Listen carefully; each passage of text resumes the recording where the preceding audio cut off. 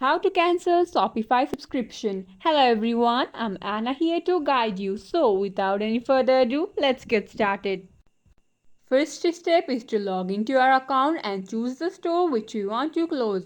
I have only one store, but if you have more than one store, you can choose whichever store you want to close and simply log into that store.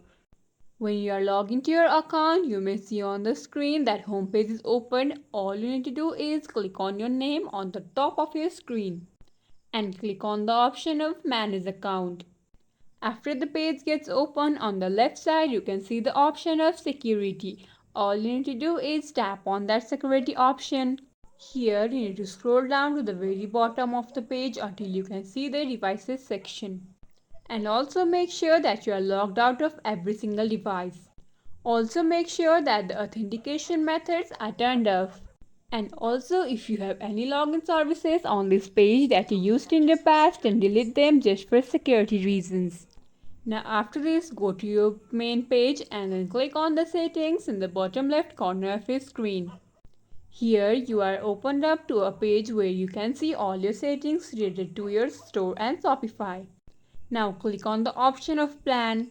And before we close the store and cancel the subscription, if you have any apps connected to Shopify which you pay for, then make sure to uninstall them from your store, and then we can continue to the next part, because if we close our store and you still have apps connected there, might be a chance that they charge you even after you close your store and cancel your subscription. So to prevent that from happening, uninstall the connected apps, and then let's continue to the next part. Click on the deactivate store button and a menu will pop up with a couple of different options. You want to click on the third option, which is deactivate store, and then they are going to ask you for a reason on why you are deactivating your store. You can select any of the reasons from a list or just click on other reasons. And then you are going to see this window where they tell you that after you deactivate your store, you will no longer have access to your sales data reports or products and customer information.